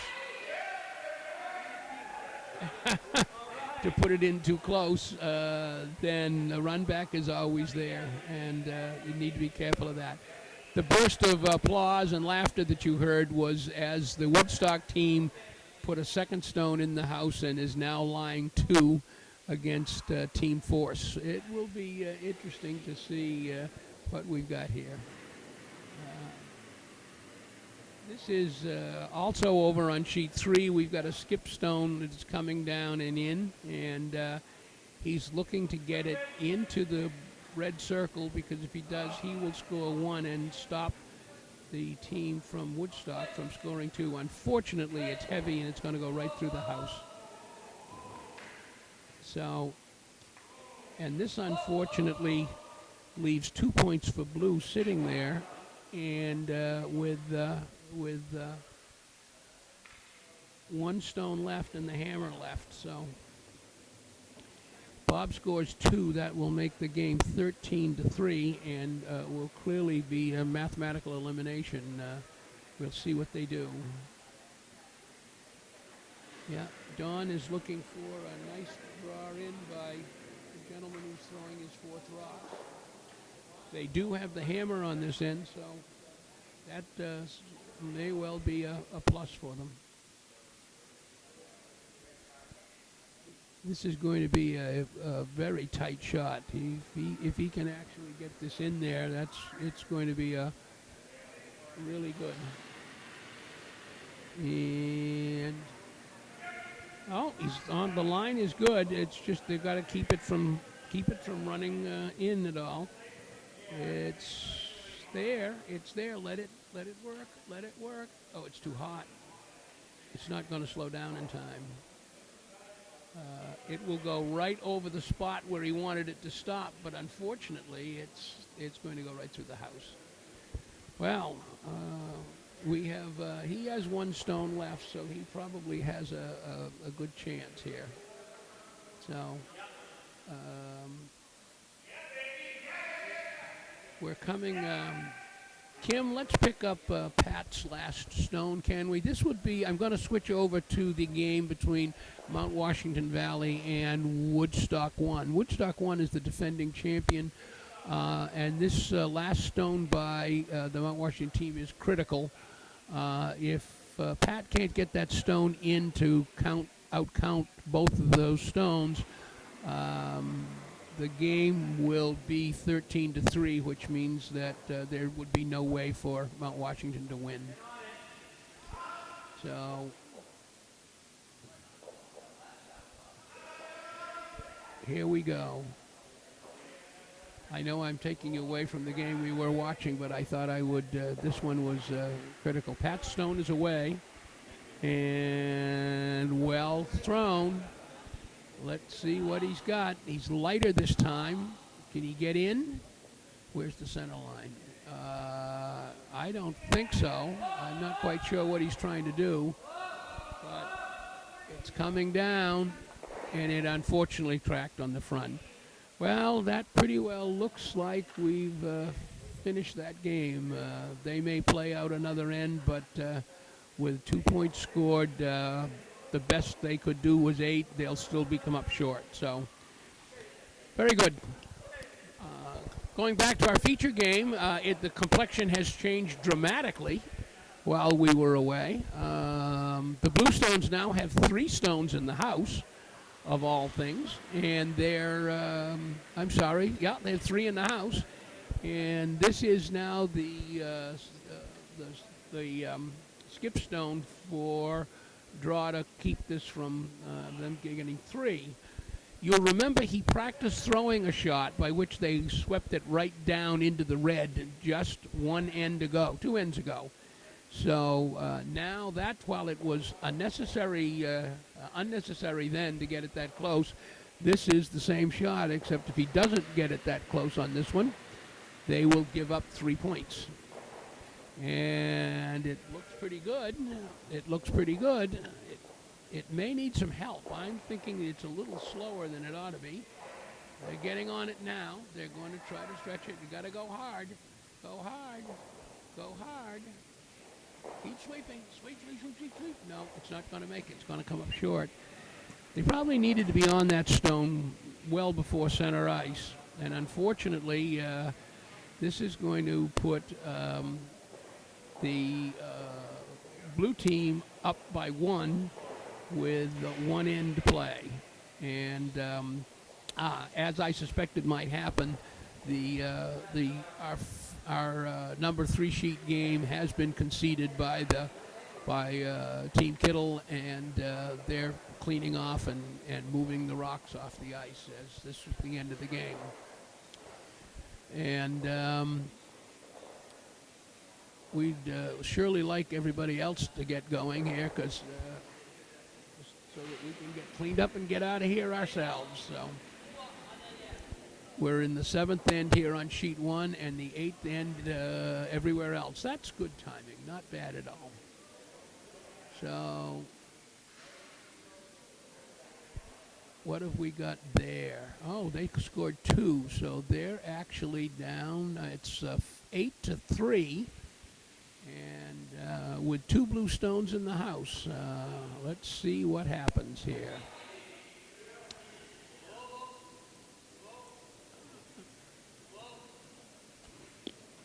This is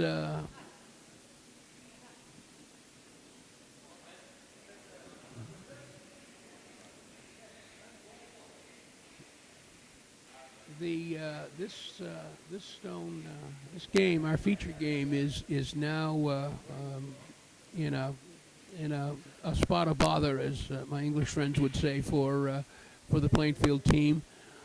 Being down one with the hammer is always considered to be a place that's not bad at all. It's not bad to be down one with a hammer. As a matter of fact, I've won a lot of games from that position.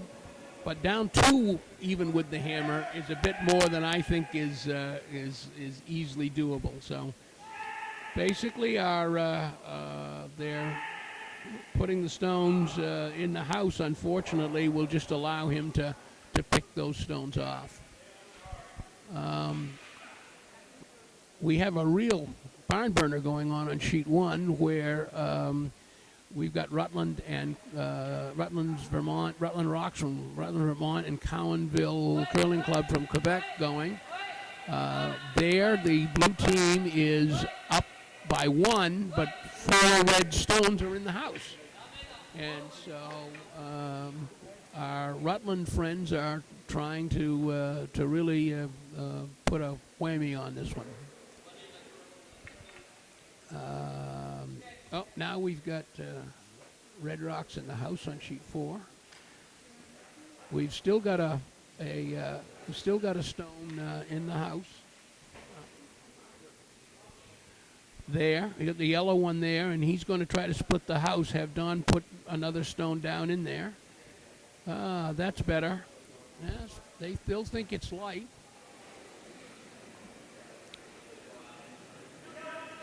You're going to let it bend. I don't think you want it in too tight to the number one stone. It's running pretty good. I don't think it dies that fast, guys, does it? No, it's going to slide right in there just lovely. Full blue. So he's got his 2 stones in the house now. He's just got to see if he can defend them. Okay. Jim's asking him to take that stone out of there. Something useful.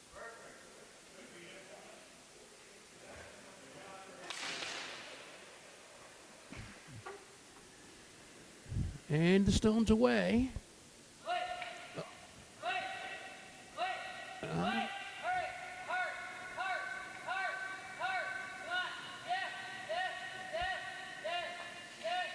It's going to pull over for all that yelling and all that sweeping. It's just barely going to miss.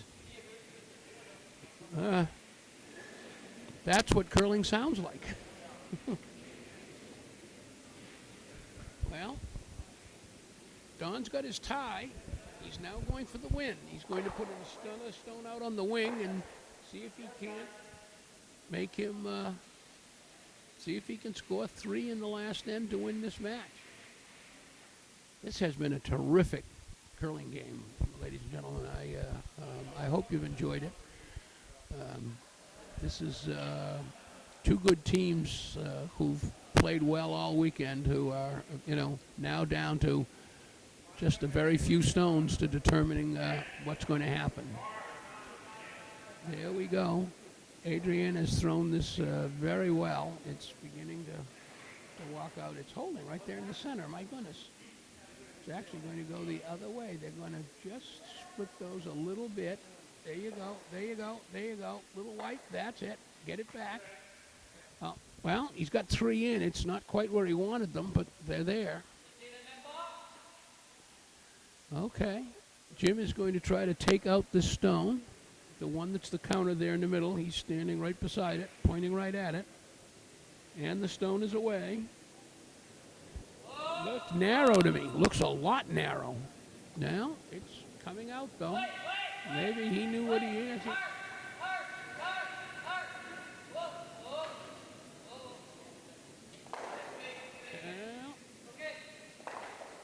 One of them out, 2 left. Don's job is now to get his players to put the stone back where it was. He's going to play the edges. What I think he's hoping to do is to play the edges down and then see what he can do to score 1 and keep blue out, what's giving him a big end. Yeah. It is going the wrong way. You're Here, now it's beginning to move. It's a little on the heavy side, which is why it's not curling.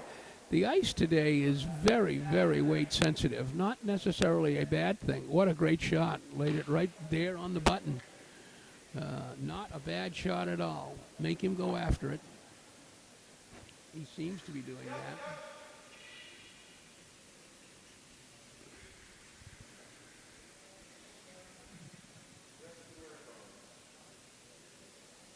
And whoa, here it comes.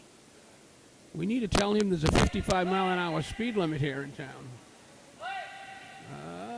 He's gonna get it. It's gonna swing in. It's going to swing in, and it went by and went through.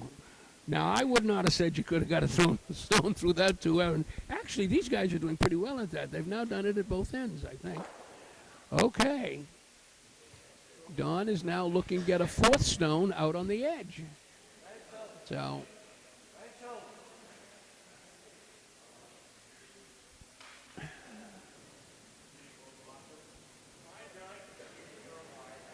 we're down to 2 stones over there on the far side, and they're counting them up. I'm just not sure that they're going to be able to get enough in to beat the Mount Washington team over on sheet 4. But in it comes. They're sweeping like crazy. They're sweeping. Oh, what a great stone. Well done. Okay, so he's got his 4 stones in there. Now it's just a time to see if we can do something good with them.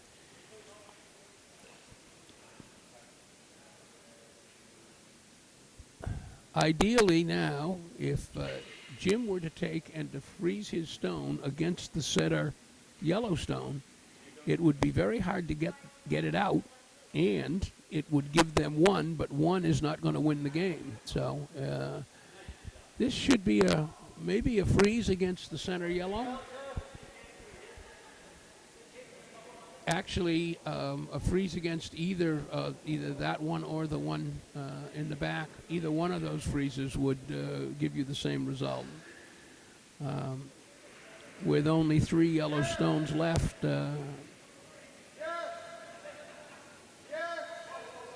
Oh, that's okay. Conference is over. They've decided what they're going to do, and somebody stopped that stone from going into the net. Thank you. We're about ready to get this underway.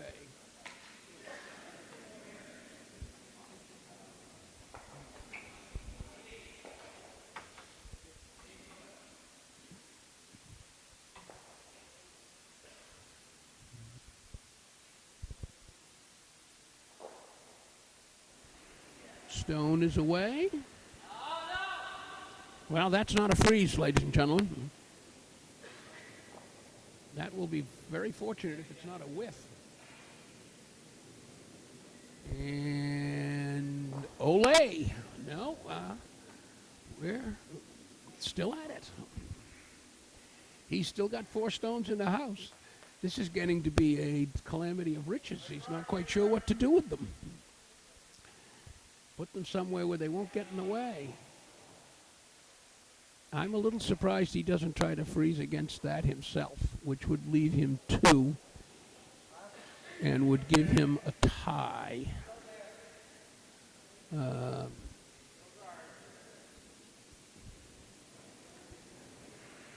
Well thrown stone, rolling along. Gonna wick you off that outside stone and just roll in a bit. No. No. No. There you go. There we go.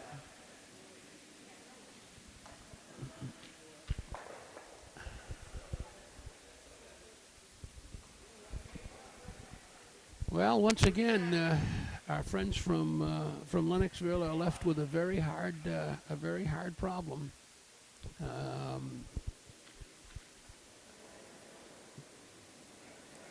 They can't trade stones back and forth, because if they trade stones, and the last stone being a yellow one would mean yellow would score, and it looks like they could score at least 3, and which would give them the win. Don's done a very good job in developing his house here. So let's see where we are.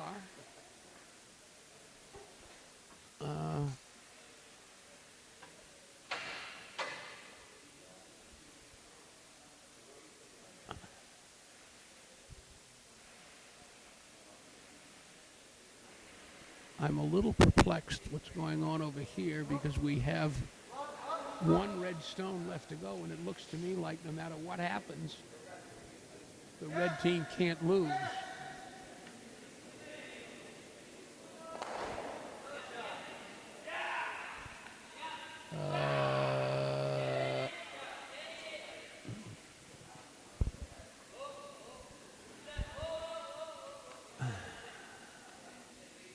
And while the others are going, this one's going to go right down to the center.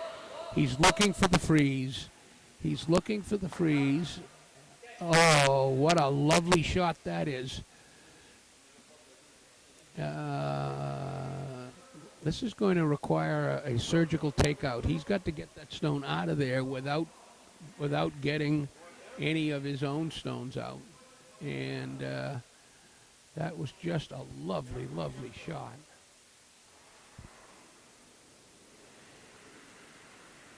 This is a takeout,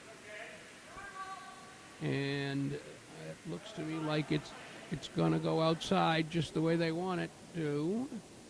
Just the way they want it to. Yeah, just the way they want it to.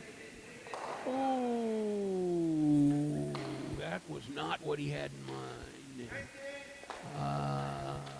Well, that again should be the game, but we'll see what happens.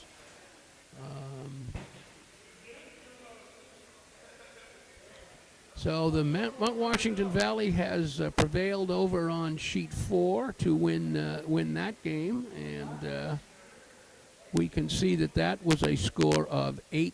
Here we go. Thank you. If we start at the lid and go all the way to the right number, which is a 6, it's over the 8. So the red team has an 8. And we go to the right-hand number for the blue team. It's an 8. It's over the 5, so they get 5. So it's 8-5 in favor.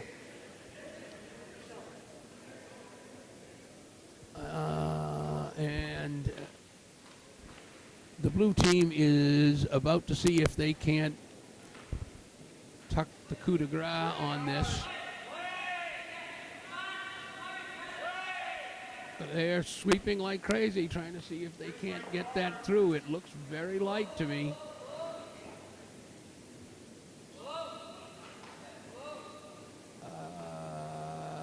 It's going to slide right down in, and I don't think they want it in there. Oh my! I don't think that's where they wanted that stone at all. A well-placed stone now by the yellow team can take both of those blue ones out, and if both of those blue ones come out of there, the yellow will win.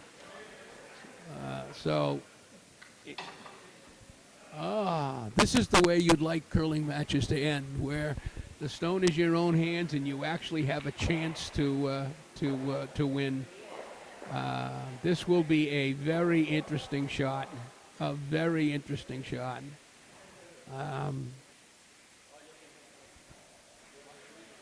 Okay. Once again, we need 4 people all to do their job, and if they do, this could be a great win.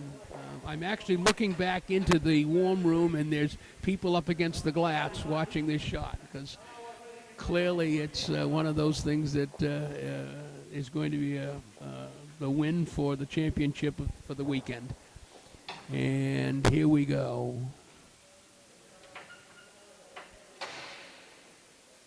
Stone is away. Oh, it's drifting outside. It needs to run. It needs to come over the line. It's on the wrong side. Has he got them? Is he going at it that way? No. And the question now is whether or not... No, that's not the case.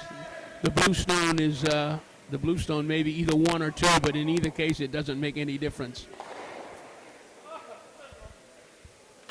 So Our friends from Lennoxville, Quebec, have won the Mount Washington Valley, the championship for the Mount Washington Valley Open, and Plainfield can be very proud of their showing for the day. We have one more game going on here, which we will switch to. It is the game on sheet 1.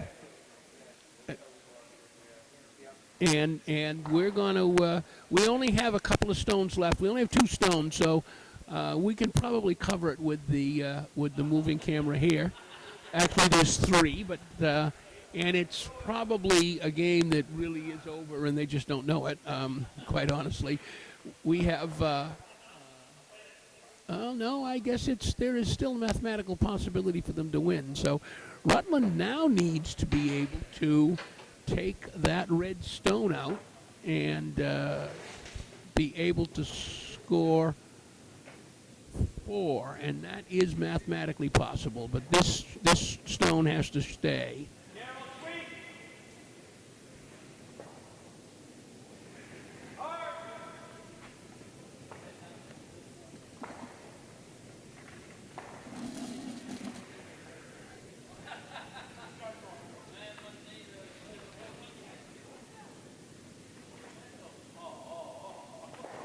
Don't sweep it out.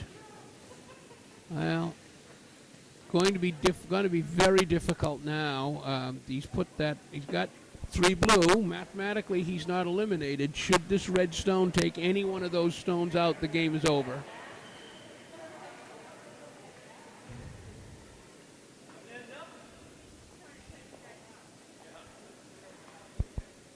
Okay. Terrific. There is a 4-stone lead and 3 stones in the house. If one of those goes away, then blue can't win.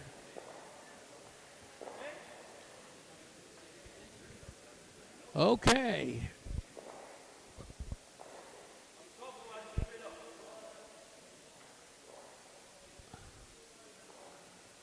Once again, I'm not quite sure what the discussion is about. It seems to be a fairly straightforward thing.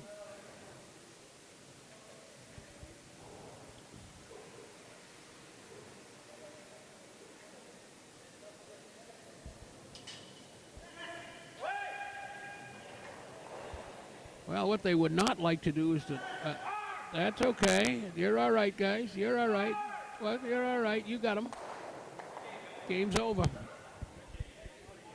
They'll shake hands, wish each other good curling, as always is done, and we'll be here. So that now concludes all of our final games for the Mount Washington Open. I can tell you that it's been a great weekend. We've had a lot of fun. I have to once again thank our friends from Jackson Flicks for being here and helping us out this weekend. My God, we're breaking new ground here, certainly in the Valley. We have to kind of give a tip of the cap as well to 4x4 Productions, who have been with us all the way along, getting this thing put together. Well done, Keith. Thank you very much. So, Sunday afternoon has closed, and we have our champions. We will leave you from the Ham Arena in North Conway, New Hampshire, and say good night and good curling.